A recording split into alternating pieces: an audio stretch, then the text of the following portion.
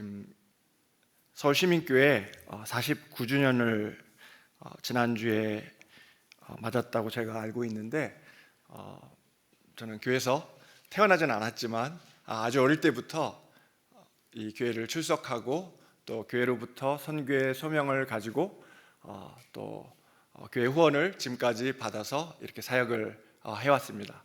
2000년 2월에 제가 신대원을 졸업하고요. 그리고 빨리 선교지에 나가는 것이 사역에 좀 도움이 되겠다 싶어서 임신 6개월 된 제 아내를 데리고 영국으로 건너가서 2000년 3월에 저희가 이제 건너가서 지금까지 사역을 하고 있고요. 저희가 사실 이번에 오면서 25년 만에 처음으로 안식년까지는 아니고 4개월간 안식월을 이렇게 갖게 되었습니다. 사실 전 그냥 계속 교회 섬기고 또 전도하고 그러려고 했는데, 저희 아내가 한번 좀 휴식을 가져야 된다, 그리고 또 저희가 또 나름대로 신앙적으로 또 다시 한번 우리의 좀 부르심을 확인하고 또 성숙해지는 계기를 갖는 것이 필요하다, 그렇게 강력히 주장을 해서 우리 교회를 섬기시는 우리 교육자님들은 잘 아시겠지만 4개월을 사실 교회를 비우는 것이 쉽지가 않은데 막 억지로 만들고 해가지고 그래서 이렇게 나오게 되었습니다. 그런데 저희가 사실 그냥 저희 생각에 저희도 참 수고를 많이 했다 그런 생각이 듭니다. 2000년 3월에 영국에 건너가서 2002년 10월까지 언어 및 또 학업을 했고요. 2002년 12월부터 지금까지 섬기고 있는 한 교회를 한 23년 동안 그렇게 섬기고 있었습니다. 그런데 저희가 그런 사이에 이제 예를 들면 저희 사실 속해 있는 선교단체 규정에 따르면 4년에 한 번씩 그렇게 이제 안식년을 가질 수가 있는데 여러 가지 형편으로 특별히 이제 교회를 섬기기 때문에 쉽지가 않았습니다. 그래서 이번에 한 4개월 정도 저희가 안식월을 이렇게 갖기로 하고 이제 나왔는데, 저희도 수고를 안 한 건 아니지만 저희들을 정말 변함없이 계속 기도해 주시고 후원해 주신 그 후원교회들이 참 생각이 났습니다. 그 중에 한 교회가 제일 중요한 교회죠. 서울시민교회입니다. 사실 우리가 한 가지를 오랫동안 하는 것이 참 시간이 지나면 지날수록 쉽지 않다는 것을 저 스스로 이렇게 절감을 하는데, 정말 20년 훨씬 넘게 저희들을 변함없이 사랑해 주시고 또 기도해 주시고 후원해 주셔서 정말 머리 숙여 감사를 드립니다. 그런데요, 제가 예전에도 한번 앞에서 말씀드린 적이 있는데, 시민교회 어떤 좀 소나기에서 벗어나지를 못하는 것 같아요. 제가 이번에 부산에 잠깐 다녀오게 되었는데 방문하는 교회마다 다 시민교회 어떤 좀 관계가 있는 교회들이었습니다. 인태영 목사님, 김인성 목사님 다 시민교회 부목사님들 출신들이셨는데, 이분들이 제가 사실 이렇게 한국에 오게 되더라도 아주 짧게 있고 또 어떤 좀 긴 기간 동안 머문 적이 없기 때문에 거의 방문을 10년 넘게 다 못했거든요. 근데 이분들이 방문을 하든 안 하든 선교 보고를 하든 안 하든 저를 믿고 오랫동안 변함없이 시민교회처럼 저희들을 후원을 해주시고 또 기도를 해주신 것들을 기억하면서 또 교회 앞에 감사를 드렸고, 참 제가 정말 시민교회 아들이구나, 이 메이드 인 시민교회구나, 그런 생각을 할 정도로 시민교회뿐만 아니라 또 여러 다른 교회들이 어떤 시민교회의 어떤 연관을 가지고 그렇게 저와 이렇게 동역한 것에 대해서 너무 감사합니다. 제가 오늘 말씀을 드린 다음에 또 짧게 선교 보고를 드리도록 그렇게 하겠습니다. 저는 오늘 누가복음 21장 5절에서 28절 말씀을 가지고 여러분들에게 일어나 머리를 들라 라는 제목으로 말씀을 드리기를 소망합니다. 이 종말 또는 예수님의 재림에 대해 관심을 가지거나 이야기하면 교회, 특히 한국교회에서 의심의 눈초리를 받습니다. 하지만 예수님의 고난받으심과 죽으심으로 구원 얻은 우리는 신랑 되신 예수님의 다시 오심을 신부로서 당연히 고대해야 합니다. 이 오늘 본문 21장에서 제자들은 예수님께 메시아의 다시 오심과 종말의 징조에 대해서 질문을 합니다. 여기에 대해 예수님께서 어떻게 답변하셨는지 오늘 본문을 통해서 살펴보도록 하겠습니다. 먼저 본문을 특별히 예수님의 질문에 대한 대답을 살펴보기 전에 21장 5절에서 6절을 보시면 이 본문의 배경을 우리들에게 설명을 주고 있습니다. 특별히 성전의 웅장함을 자랑스럽게 생각하는 제자들에게 예수님께서 이렇게 선포를 합니다. 성전에 돌 하나도 돌 위에 남지 않고 다 무너뜨려지리라.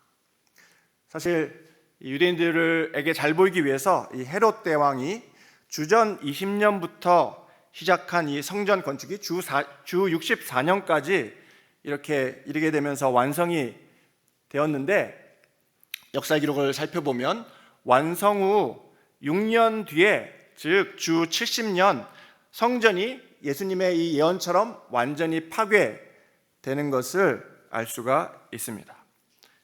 하지만 제자들이 예수님께 자랑할 정도로 성전이 세워질 그때 성전의 규모와 아름다움은 정말 대단했다고 합니다.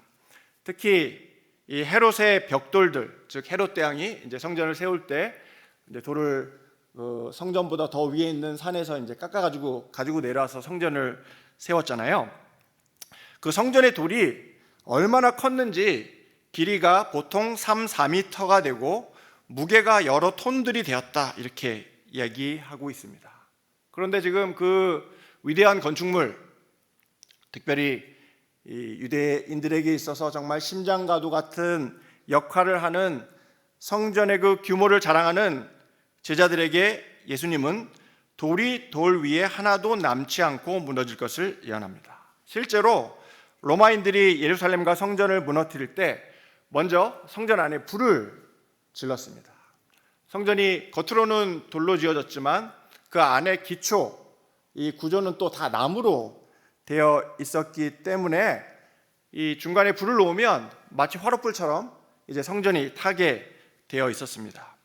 그런데 건물에 많은 금들이 사용되었기에 불에 탈 때 벽돌들 사이로 금이 녹아내려 버렸습니다. 그래서 불이 꺼지고 식었을 때 이 금이 이 벽돌들 사이로 이렇게 흘러내리고 이제 응고가 되어서 로마 병정들이 이 금을 취하기 위해서 정말 벽돌도 벽돌 위에 하나도 남지 않도록 다 분리해 가지고 금만 이렇게 모으고 벽돌은 다 이 성전 밑으로 던졌던 것을 알 수가 있습니다. 즉 예수님의 예언이 정확히 성취가 됩니다. 그러면서 이렇게 예언하시는 예수님께 제자들이 7절에 이렇게 질문합니다.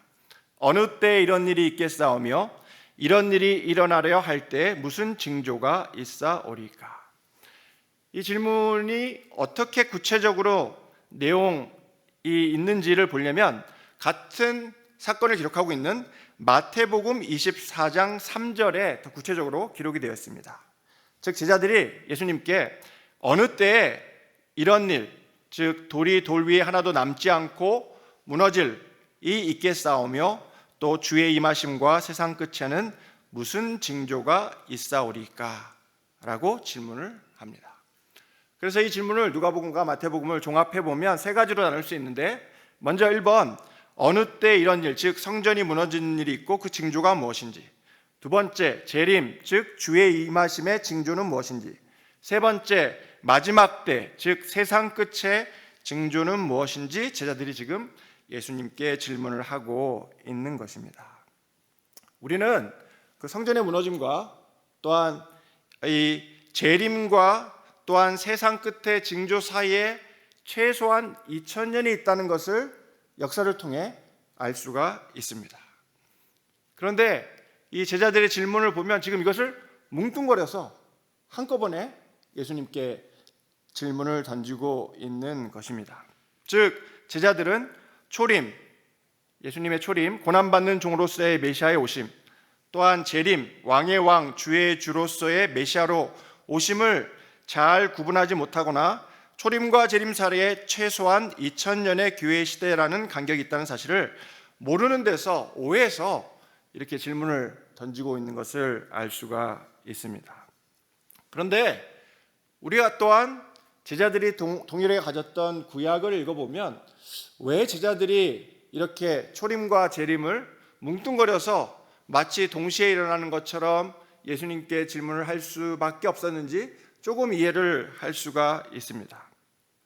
왜냐하면 구약이 메시아의 초림과 재림을 이야기할 때 한 장에 심지어 한 구절에 기록하는 경우가 있습니다. 즉 여러분들이 이제 구약 성경을 읽어볼 때 우리 메시아께서 우리는 초림 먼저 오시고 그리고 다시 오실 것을 알고 있고 이 사이에 최소한 교회 시대 2000년의 역사가 있을 것을 우리가 역사를 통해서 확인을 해볼 수가 있는데 이 예언이 구약에 이제 주어질 때는 마치 이것이 뭐 비슷한 때나 아니면 심지어 동일한 때 일어나는 것처럼 그렇게 예언을 주고 있기 때문에 제자들이 이렇게 오해를 할 수 있는 것입니다. 또한 교회 시대가 구약에 보면 생략되는 경우가 많습니다. 우리 하나님께서 예수님께서 교회를 세우시고 이 교회가 구원의 유일한 방편으로서 세상에 두시면서 모든 민족이 구원에 이르기를 이렇게 원하셨는데 뜻밖의 구약을 읽어보시면 이 교회 시대가 마치 생략되는 것처럼 그렇게 예언이 주어지고 있습니다. 사실 이러한 또한 이유들 때문에 현재 유대교의 메시아에 대한 이해가 우리랑 많이 틀린 것을 볼 수가 있습니다. 그럼에도 불구하고 우리 예수님은 조금 이해가 부족한 제자들의 이 질문에 성실히 답변을 본문에서 주십니다. 그런데 또한 오늘 본문을 읽어보면 조금 헷갈릴 수 있는 그러한 내용들이 전개가 되는데 이렇게 헷갈리는 이유가 예수님께서 시간 순서대로 설명을 본문에서 해주지 않으므로 우리가 신약을 또한 읽음에도 좀 내용이 잘 이렇게 들어오지 않는 것을 알 수가 있습니다.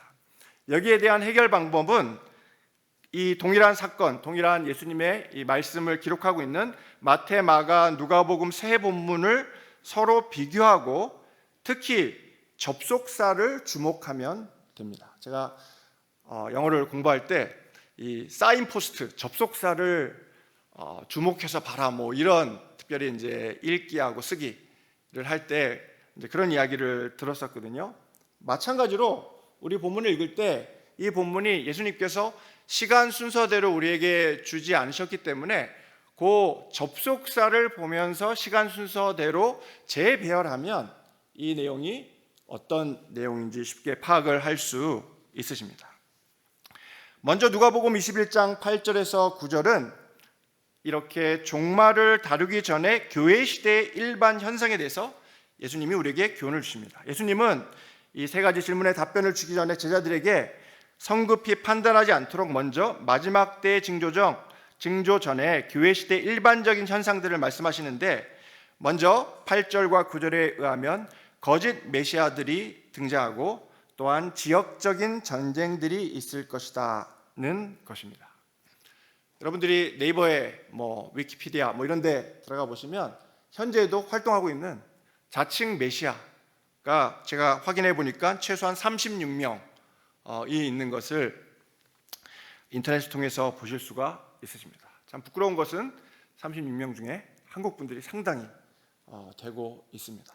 즉, 이 종말이 오기 전 교회 시대의 어떤 일반 현상에 대해서 예수님이 얘기하시면서 거짓 메시아들이 늘 우리 주변에 있을 것이다 라고 이야기를 하고 있는 것입니다. 여기에 미혹되지 마시고 우리가 가지고 있는, 우리가 하나님께서 주시고 또 우리가 붙들고 있는 여기에 더욱더 집중을 해야 되겠습니다. 또한 이제 지역적인 전쟁들, 즉 난리와 난리의 소문들이 있을 것이다 라고 이야기를 합니다. 그러면서 10절에서 11절에서 이제 세 번째 질문에 대한 답변, 제자들의 세 번째 질문에 대한 답변, 즉 마지막 때의 징조들에 대해서 예수님께서 답변을 주시는데, 아까 제가 말씀드린 접속사 사인포스트가 중요하다고 했잖아요. 10절 11절이 또 이르시되 라고 하시면서 이제 다른 주제로 예수님께서 말씀을 하시는 것을 볼 수가 있습니다. 그러면서 이야기하시기를 민족이 민족을, 나라가 나라를 대적하여 일어나겠고 곳곳에 기근과 지진이 있을 것이라고 이렇게 말씀을 하고 계시고, 마태복음 24장 8절은 이것을 재난의 시작이다 라고 명칭을 하고 있습니다.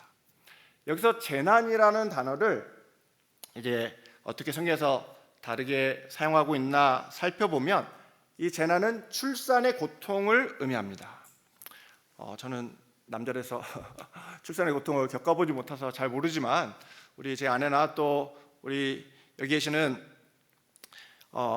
여자 성도님들은 잘 아실 것입니다. 출산이 이제 시작이 되면 일단 먼저 진통이 주기적으로 옵니다. 그렇죠? 그리고 진통이 주기적으로 오되 점점 시간 간격이 짧아집니다. 처음에 10분 단위로 오다가 이제 이것이 3분, 2분, 1분 이러면서 이제 진통이 짧아지고, 또한 한 번 진통이 오면 돌이킬 수 없고 아이가 출산하기까지 계속됩니다. 또한 아기가 태어난 후 그전 고통은 잊고 잃어버리고 출산의 기쁨으로 가득하게 되는 것을 알 수가 있습니다. 지금 마태복음은 이 재난의 시작이라고 부르면서 마치 재난이 출산의 고통과 비슷할 것이다 라고 이야기를 하고 있는 것입니다. 즉 우리에게 지금 아기가 태어나야 되는데 이 복된 소식, 굿뉴스, 즉 예수님의 재림이 우리를 기다리고 있는데, 그 재림의 그 출산의 기쁜 소식을 위하여는 우리에게 이렇게 진통이 주기적으로 오되 또 점점 시간 간격이 짧아지고, 또 한 번 진통이 오면 돌이킬 수 없고 아이가 출산하기까지 진통이 오고, 또한 이제 아기가 태어나면 그 아기가 태어난 기쁨으로 그 이전의 고통을 잊을 만한 큰 기쁨을 가지게 되는 이러한 비슷한 일들을 특별히 우리가 마지막 때를 겪으면 일어나게 될 것이라고 성경이 얘기하고 있는 것입니다. 또한 민족이 민족을, 나라가 나라를 대적하여 일어난다는 것은 이제 각 나라나 개인이나 민족들이 전쟁을 하는 것을 더 넘어서 블록, 즉 나라들끼리 연합을 해서 연합군들끼리 서로 전쟁을 할 것을 이야기를 하고 있습니다. 그래서 어떤 성경 신학자들은 이것이 어떤 세계대전을 의미하지 않나. 우리 세계대전, 1차 세계대전, 2차 세계대전 전에는 이렇게 나라들이 연합을 만들어서 서로 전쟁을 한 적이 없거든요. 그런데 이렇게 나라가, 민족이 민족을, 나라가 나라를 대적하여 일어나는, 즉 이렇게 연합을 만들어서 정말 세계대전이 될 만큼 서로 그렇게 이 전쟁을 하게 되면 이것이 마지막 때의 징조들이 아닐까, 이렇게 조심스럽게 생각을 해볼 수가 있습니다. 즉 세계대전이 일어나면 세상 끝의 시작의 징조일 수 있고, 그러므로 제1차 세계대전은 이 예언의 성취일 수 있습니다. 또한 12절에서 19절은 다시 한번 이제 그 미래에 대한 사건을 얘기하다가 예수님께서 당시의 제자들의 형편으로 돌아오게 됩니다.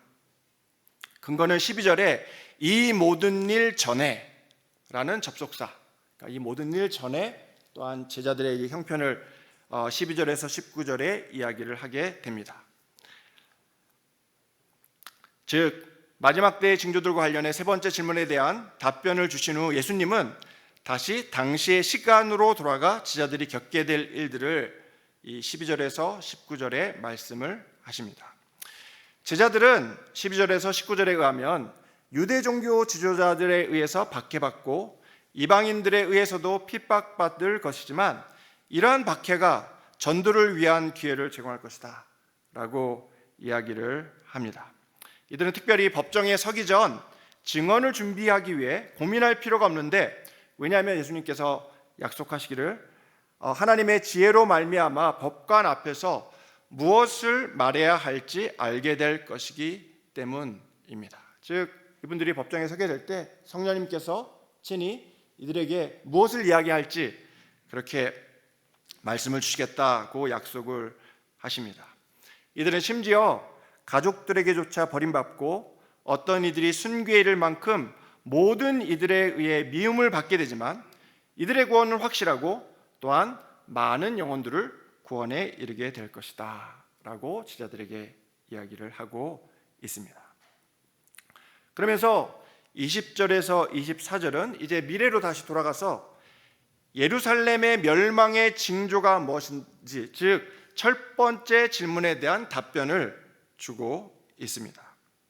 즉 제자들이 앞으로 겪게 될 이 고난과 그로 말미암아 거둘 열매를 언급한 후에 예수님은 예루살렘과 성전 파괴의 징조와 관련한 제자들의 첫 번째 질문에 답변을 주고 계시는 것입니다. 그 징조는 20절에서 이야기하듯 예루살렘이 군대들에게 에워싸이는 것입니다. 즉 예루살렘이 군대들의 에워싸이게 되면 그때가 예수님이 그 첫 번째 예언하신 것처럼 돌 하나도 돌 위에 남지 않고 성전이 온전히 무너지게 되는 그러한 일이 있을 거라는 것입니다. 더불어 예수님은 흥미롭게도 여기서 예수님을 따르는 믿는 유대인들에게 한 가지 조언을 주는데, 그것은 예루살렘이 군대들에게 에워싸이는 것을 볼 때 믿는 유대인들이 예루살렘과 유대로부터 도망할 것을 말씀하십니다. 나아가 예루살렘과 성전이 무너지는 이때를 기점으로 예루살렘은 이방인의 때가 차기 같이 이방인들에게 밟힐 것이다 라고도 예언을 주십니다. 이러한 예언들은 역사 가운데 정확하게 성취되었습니다. 사실 이때 로마 사람들이 두 번 예루살렘을 정복을 하려고 들어오게 되는데, 주 66년 로마 정권을 상대로 이제 첫 번째 유대인 반란이 일어나서 그 반란을 진압하기 위해서 당시 이스라엘의 로마 장군이었던 세스투스 갈루스가 가이사랴로부터 군대를 동원해 예루살렘을 점령하기 위해서 둘러싸게 됩니다. 그런데 희한하게도 이분이 준비를 잘 못해왔는지 이 지원이 부족해서 가이사랴로 잠시 돌아가게 되었는데, 이때 믿는 유대인들이 역사에 의하면 예수님의 말씀을 기억하고 이스라엘로부터 도망하여 이제 요단강을 건너 요르단의 벨라라는 지역에 모이게 되고 공동체를 형성하게 되었습니다.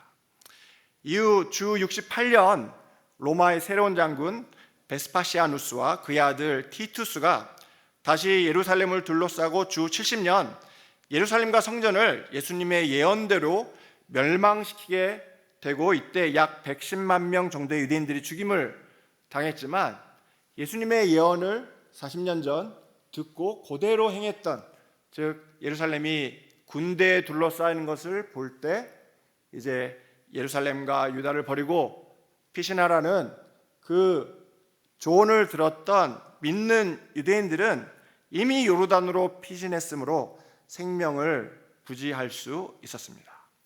동시에 이때부터 지금까지도 예루살렘은 이방인들에게 짓밟히는 그러한 도시가 되었습니다. 아시다시피 유대인들의 인사가 샬롬이잖아요. 샬롬은 이제 평화, 피스입니다.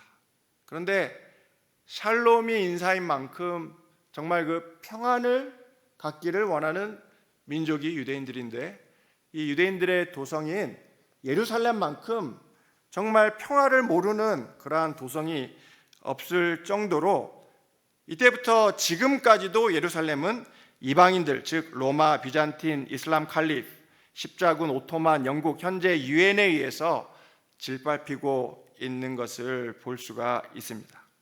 즉 예수님의 예언대로 메시아께서 오시기까지 예루살렘은 이방 나라들에 의해서 밟힐 것입니다. 더 나아가서 25절에서 27절은 제자들의 두 번째 질문에 대해서 예수님이 답변을 주시는데, 그것은 메시아의 다시 오심의 징조입니다. 그러면서 예수님께서 말씀하시기를 메시아께서 다시 오시기 전 지구상엔 해와 달과 별들이 그 빛을 잃고 심지어 별들은 하늘로부터 떨어지게 될 것이다 라고 이야기를 합니다. 여러분들이 오늘 나가셔서 또 날씨가 좀 좋은 것 같은데 하늘에 달과 별들이 떠 있는 한, 해가 떠 있는 한 아직까지는 그래도 예수님이 오실 때가 아니다 라고 생각을 할 수가 있습니다. 그런데 그 해와 달과 별들이 그 빛을 잃고 심지어 별들이 하늘로부터 떨어지는 그때, 또한 바다와 파도의 성난 소리로 인해 혼란을 겪고 하늘의 권능들이 흔들린 것을 보면서 사람들이 세상에 임할 일을 생각하고 무서함으로 기절하는 일이 있게 되면 예수님의 다시 오심이 가깝다라고 예수님께서 지금 말씀을 하고 계십니다. 즉, 두 번째 질문, 재림의 징조는 무엇입니까에 대한 예수님의 답변은 이러한 이 처절한 그러한 어둠 가운데 이제 하나님께서 예수님을 보내실 때 비출 그 임재의 영광입니다. 저는 성경을 통해서 이 마지막 때를 연구해 보면 왜 하나님께서 이렇게 마지막 때를 허락하실까는 그러한 질문들을 가진 때가 있었습니다. 개인적으로 믿기로 저는 왜 하나님께서 우리 인류에게 이렇게 그 아기가 태어나기까지 출산의 고통을 주시는 또한 그러한 비슷한 일이 이제 예수님이 다시 오실 그 절정을 향해서 더욱더 세상이 어려워질 것을 이렇게 예언을 주신 이유는 우리의 어떤 약함, 우리의 어떤 악함, 또 세상의 어떤 어두움들을 온전히 드러내심으로 나중에 예수님이 오실 때 우리 인류가 하나님 앞에서 핑계치 못하도록 하는 이유가 아닌가 싶습니다. 저는 한국에 올 때마다 정말 한국이 너무 살기 좋다 그런 생각들을 많이 하게 되거든요. 그런데 한편으로 또 참 염려하지 않을 수 없는 것은 특별히 우리 젊은 세대들이 만약에 우리에게 정말 큰 고난이 특별히 예수님을 믿게 됨으로 우리가 직면했을 때 얼마나 우리가 견딜 수 있을까? 얼마나 우리가 우리의 믿음을 지킬 수 있을까? 그런 고민들을 가끔씩 해봅니다. 즉, 예수님의 다시 오심을 우리의 적인 사탄이 알고 더욱더 신자들을 이제 괴롭히고 또 발악을 하면서 고난을 주려고 할 것인데, 이렇게 어둠이 짙어가면 갈수록 우리가 또한 이 말씀이 우리에게 기록하고 또 약속하는 것처럼 이제 하나님의 임재의 영광이 비출 것을 우리가 또한 소망을 해볼 수 있는 것입니다. 그러니까 서울에 사시면 이제 너무 불빛이 많아서 참 확인해 보기가 쉽지 않지만 추석 때나 이럴 때 이제 시골에 가보시면 동네에 이제 불빛이 없을 때 캄캄한 어둠 가운데에서 우리가 가지고 있는 뭐 작은 이 랜턴이라든가 또 초가 그 어둠을 비록 작지만 뚫고 가는 것을 그렇게 알 수가 있습니다. 즉, 우리 지금 예수님께서는 메시아의 다시 오심의 징조는 해와 달과 별들이 그 빛을 잃고 심지어 별들이 하늘로부터 떨어질 것인데, 그렇게 어둠이 짙고 지칠 때 이제 하나님께서 예수님을 보내주시면서 그 완전한 흑암 속에서 칠흑 같은 어둠을 헤치며 갑자기 큰 영광과 능력의 빛이 비출 것을 약속하시면서 이것이 메시아의 다시 오심의 징조다라고 이야기를 하고 있는 것입니다. 이제 예수님은 세 가지 질문들에 우리에게 모두 답을 주셨습니다. 즉, 유대인 성전 파괴의 징조는 예루살렘이 군대에 의해 둘러싸이는 것입니다. 마지막 때가 시작되는 징조는 세계적인 전쟁이 일어나는 것입니다. 재림의 징조는 세상이 흑암으로 변한 후 하나님의 임재의 빛이 비추는 것입니다. 조심스럽지만 우리는 첫 번째 징조는 주 66년에 일어난 것으로 가정할 수 있고, 두 번째 징조는 아마도 1914년, 18년 사이에 1차 세계대전 있을 때 일어났지 않나, 성취됐지 않나 그렇게 예상해 볼 수 있는데, 만약 그것이 맞다면 곧 예수님의 올 때가 우리에게 다가왔다라고 우리가 예상을 해볼 수 있고, 대환란의 마지막 세 번째 징조, 즉 하나님의 임재의 빛이 비추는 일이 있을 때 이제 우리 예수님이 다시 오시게 될 것입니다. 이런 말씀을 드리면 어떤 분들은 좀 무서워하시는 분도 있고 두려운 분들도 있고 할 수 있는데, 예수님께서 이렇게 징조와 관련한 세 가지 질문에 답변을 주신 다음 누가복음 21장 28절에서 자칫 혼란스러울 수 있는 제자들에게 이런 권고를 주십니다. 이런 일이 되기를 시작하거든 일어나 머리를 들라. 너희 속량이 가까웠느니라. 저는 이 말씀이 또한 우리 각자에 주시는 말씀이라고 그렇게 믿습니다. 즉 믿는 이들은 이런 일들이 시작되는 것을 보거든 혼란스러워하거나 두려워하거나 심지어 정신을 잃지 말고 도리어 하나님께서 이 세상으로부터 믿는 이들을 구속하실 것이 가까웠으므로 머리를 들기를, 즉 이때를 더욱 고대하기를 그렇게 말씀하신 것입니다.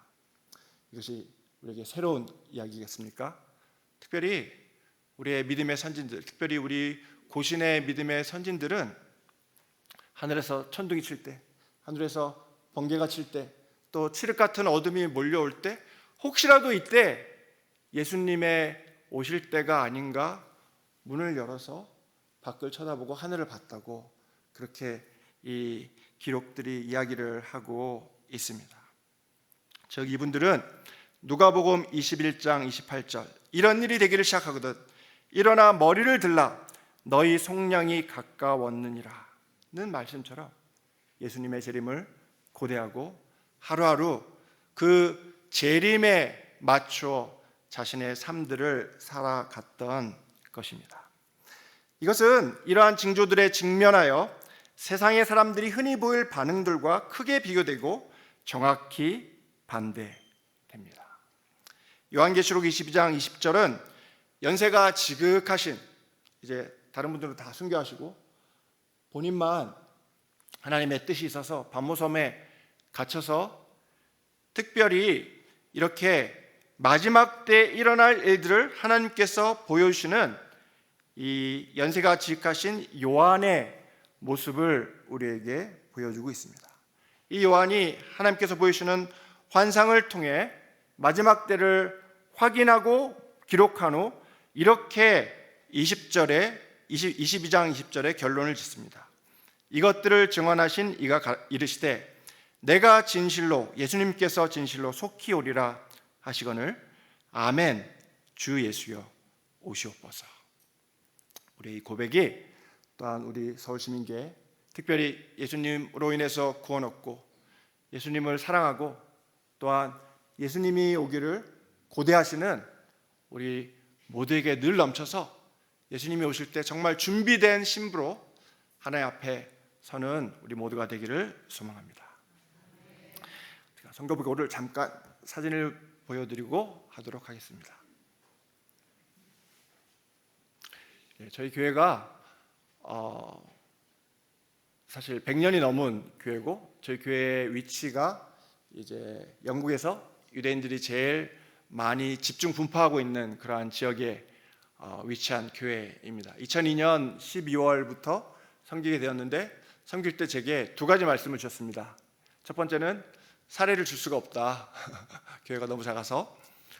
하지만 비자를 도와주겠다는 거였고 두 번째는 교회가 이대로 가면 문을 닫는다는 것이었습니다. 저희 교회 성도님들이 5분에서 10분 정도 2002년에 당시 계셨는데 교회 별명이 AT 클럽이었습니다. 왜 AT 클럽이냐면 그 5분, 10분 중에 유난히 80이 되신 고해 80이 되신 분이 대부분 이셔서 우리끼리 AT 클럽 이러면서 이제 모임을 갖곤 그렇게 했었고 교회를 섬기고 나서 유대인 두 분이 방문을 하셨는데, 첫 번째 분은 교회 건물을 우리한테 넘겨라 이렇게 제안을 주셨고, 이제 두 번째 분이 더 심각했거든요. 실제로 부동산에서 일하시는 분이었는데 저한테 오셔가지고 돈을 얼마든지 줄 테니까 교회 건물을 넘겨라 라는 또 그런 분이 계셨습니다. 근데 이 교회가 지금은 한 100분 정도 이렇게 참여를 하고 계시고, 저희 교회가 사실 되게 작은 건물이거든요. 역사는 오래됐는데, 그리고 또 이렇게 보시면 특이하게도 나무로 지어진 건물입니다. 전설적인 얘기가 있는데, 교회 건물을 임시로 나무로 짓고 나서 이제 벽돌 건물로 지으려고 했는데 제1차 세계대전이 터졌답니다. 그래서 기회를 놓치고 그 임시 건물이 지금까지 남아 있어서 이 건물을 쓰고 있습니다. 최근에 그 이스라엘에서 이제 전쟁이 2년 넘게 지금 있는데, 이 전쟁을 통해서 저희는 유대인 편도 아니고 팔레스타인 편도 아니고 하나님 편이죠. 어쨌든 이 전쟁을 통해서 유대인들이 자기들 친구가 아무도 없다는 것을 알게 되었는데, 최소한 예수님 믿는 이 이방인 성도들이 자기들의 친구라는 것을 깨닫게 되면서 저희 교회에서 희한하게 예수님 믿는 유대인들이 아닌데 저희하고 연합 집회를 하자 해서 아주 활발하게 지금 이 장면도 그 연합 집회를 하는 장면입니다. 유대인들이 이 교회에 발을 내딛기가 참 정말 힘들거든요. 근데 보시면 저 앞에 그 스크린 위에 작은 글씨로 써 있잖아요. 저게 뭐라고 적혔냐면, 영어하고 히브리어로 Jesus the Messiah is Lord, 메시아 되신 예수님이 우리의 주님입니다 이렇게 저렇게 크게 뒤에다 달아놓는데, 이것을 달아놓더라도 예전에는 이것 때문에 안 들어온 유대인이 많았거든요. 근데 이제 마음이 가난해지시고 또 본인들의 친구가 믿는 이방인밖에 없다는 것을 아시고 이렇게 예배당에 오셔가지고 가득 메우시고 저희하고 연합 집회를 계속하고, 저희들은 우리가 예수님을 믿는 이방인들이라는 것을 정확하게 밝히고 있고 또 때로 복음을 이렇게 전하기도 하고 있습니다. 그래서 우리 하나님께서 참 고난을 통해서도 역사하시는 것을 볼 수가 있고요. 다음 사진 보여주시면, 저희는 화요일, 금요일 이렇게 유대인 지역에 전도를 나가고 있는데, 이제 금요일은 저희 교회가 사역하고 있는 위치하고 있는 그 골더스 그린이라는 지역에서 전도하고 있고요. 화요일은 이 유대인 신흥 지역들이 생기고 있습니다. 저희 동네가 이제 그 율법을 따라서 안식일 날 유대인들은 4마일 이상 걸을 수가 없거든요. 대중교통도 쓸 수가 없고, 그래서 다 회당 중심으로 몰려 사는데 그렇게 되므로 집값을 엄청 올려놨습니다. 그래서 유대인들의 그 젊은 세대들은 이것을 감당하지 못해가지고 이제 더 북쪽으로 올라가고 있는데, 그러면서 신흥 유대인 지역들을 만들어서 이제 화요일은 그 신흥 유대인 지역, 금요일은 저희 동네 이렇게 전도를 하고 있습니다. 우리 다음 사진 보여주시고요. 저희 교회가 또 이제 세례를 주고 있는 장면인데, 전도를 할 때 이제 유대인들 특별히 저희가 마음을 갖고 있지만, 아시다시피 런던이 이제 국제적인 도시이기 때문에 1시간 정도 서 있으면 약 30개국 사람을 만날 수 있는 그러한 지역입니다. 그래서 유대인들뿐만 아니라 또 무슬림이 됐건 힌두교가 됐건 영국 사람들이 됐건 다 전도하고 있습니다. 그러면서 이제 전도의 열매들이 이렇게 나타나고 있는데, 사실 이 두 분은 다 유대인이 아니고, 한 분이 영국 분이고 한 분은 이란 분입니다. 그래서 이러한 이 복음의 열매를 통해서 또 예수님 믿는 영혼들이 계속 늘어나고 있습니다. 우리 다음 사진을 보여주시면요, 저희 아내가 저는 이제 교회 중심으로 사역하고 있고, 저희 아내는 이 한국에서 초등학교 유치원 교사였거든요. 근데 영국에서 또한 그런 특기를 잘 살려서 유대인 초등학교에 이제 섬기게 그렇게 되었습니다. 사실 저는 유대인들을 만나려면 길에서 만날 수밖에 없는데, 저희 아내는 학교 가면 아이들도 다 유대인, 교사들도 다 유대인, 또 부모님들도 다 유대인, 그리고 어느 정도 본인이 선교사라고는 소개하지 않지만 기독교인이라는 것도 밝힐 수 있고, 또 유대인들이 생각보다 성경을 잘 안 읽거든요. 그래서 저희 아내한테 가끔씩 성경 말씀을 확인해 볼 때도 있고, 어쨌든 그렇게 참 간접적으로 또 직접적으로 이렇게 복음을 전하고 있고, 이 사진은 저희 아내가 섬기는 그 클래스 사진이고요. 다음 사진도 비슷한 사진입니다.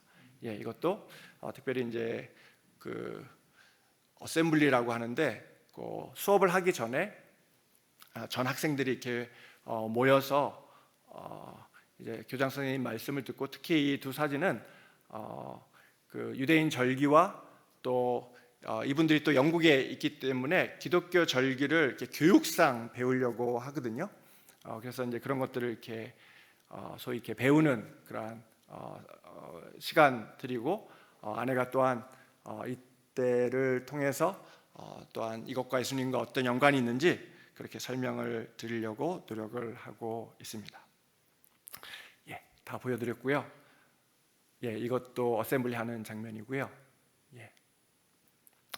예, 지금까지 부족한 저희들을 위해서 또 기도해 주시고 또 후원해 주셔서 감사합니다. 제가 처음에 말씀드린 것처럼 정말 오랜 기간 동안 변함없이 한 가지 일을 계속 한다는 것은 결코 쉬운 일이 아니다. 그런 생각이 들고 그런 이유로라도 여러분들에게 정말 감사를 드립니다. 가끔씩 제가 잠이 안 올 때 이제 그려지는 장면이 있었어요. 그게 뭐였냐면 성가대를 쓰는 것이었습니다. 서울시민교회에서. 근데 사실 뭐 당시 성가대를 섬길 때는 그냥 그러려니 하고 섬겼는데 그게 너무 그리운 거예요. 그리고 그때 막 틀려가면서 우리끼리 많이 틀리잖아요. 틀려가면서 연습하고 뭐 그때는 또 저희가 무슨 소위 이렇게 공연을 많이 했었거든요. 막 3개월씩 연습해가지고 안 되는 곡을 막 되게 만들어가지고 뭐 연합 모임도 하고 뭐 이렇게 했었는데 그게 너무 그리운 거예요. 그리고 그 생각이 너무 나고, 사실 제 생각에 그때가 좀 향수병을 앓던 때가 아니었나 그런 생각이 듭니다. 그러면서 이제 마음으로 내가 혹여라도 한국에 돌아가게 되면 다른 건 모르고 성가대는 꼭 다시 한번 해보고 싶다, 그런 생각을 이렇게 한 적이 있습니다. 저에게 참 모교회가 이렇게 참 좋은 여러 가지 기억들로 남아있는 것이 또 저에게 너무 감사하고, 뭐 그런 것들을 떠나서 제 모교회가 건강하게 아름답게 또 이렇게 자리를 지키고 있다는 것이, 해외에 나가 있으면, 특별히 선교지에 있으면 그게 얼마나 그 자체가 제게 큰 격려가 되고 참 어떻게 보면 의지가 되는지 모릅니다.